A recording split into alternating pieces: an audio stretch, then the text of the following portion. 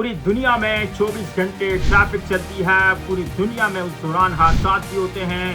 Motorcycle सवार जो है वो उसकी जद में आकर मर जाते हैं, या फिर जो कार सवार होते हैं कहीं न कहीं किसी न किसी तरीके से हादसा होते रहते हैं। लेकिन कहीं पर भी दुनिया के किसी हिस्से में, इवन अगर आप पाकिस्तान की बात करें तो यहाँ पर भी किसी भी शहर में इस तरह नहीं होता कि गाड़ियों के एक्सीडेंट के बाद फौरी तौर पर शेरी मुश्तइल हो और वो कानून हाथ में लेकर डंपर को जलाना स्टार्ट कर दें, वो फौरी तौर पर टैंकर को जलाना स्टार्ट कर दें। लेकिन कराची में अफसोस के साथ ये कहना पड़ता है कि इस वक्त ट्रैफिक हादसात को लेकर जिस तरह से एक मखसूस ग्रुप है, माजी में हमने देखा कि मुहाजिर कौमी मूवमेंट के सरबराह आफाक अहमद ने इस तरह का जो इश्तियाल अंगेज बयान दिया, उसके बाद फौरी तौर पर जो है वो विद इन सेकंड कई डंपर जो है वो जल गए। लाखों करोड़ों का जो डंपर मालकान है उनको नुकसान हो गया। हालांकि वो जो गाड़ियां थी वो तो चल भी नहीं रही थी, एक जगह पे खड़ी हुई थी। लेकिन उस इश्तियाल अंगेजी के बाद हमने देखा कि शहर में अचानक से डंपर जले। माजी में शहर में बहुत बड़े पैमाने पर जो है वो दहशतगर्दी हुई है, तहज़्ज़ुब के नाम पर यहाँ पर सियासत हुई है,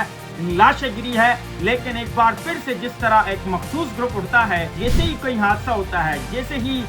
डंपर की जद में आकर कहीं न कहीं, इवन अगर हम गुलशन की तरफ जो एक्सीडेंट हुआ था उसकी वीडियो देखें तो उसमें डंपर ड्राइवर की गलती नहीं है, लेकिन एट अ टाइम 10 से 11 डंपर को जलाकर विद इन सेकंड करोड़ों का नुकसान कर दिया गया। मैं समझता हूँ कि इस वक्त एक्सीडेंट्स का मसला नहीं है, शहर को एक बार फिर से फसादात की तरफ धकेलने की कोशिश है। लेकिन being a citizen of Karachi, मैं तमाम तर शहरियों से जो आगाह करूंगा, चाहे वो पश्तो बोलने वाले हो, चाहे वो उर्दू बोलने वाले हो, उनसे मेरा एक मुतालबा है, अगर इस तरह के लोग आपके बीच में आते हैं, आपको वरगलाते हैं, आपके नाम पर सियासत करते हैं, आपको जलाओ गिराव की तरफ धकेलते हैं, तो आपने उनकी गुफ्तगू में नहीं आना, बल्कि ट्रैफिक पुलिस का साथ देना है, सिंध पुलिस का साथ देना है और कराची में अमन को बरकरार रखना है।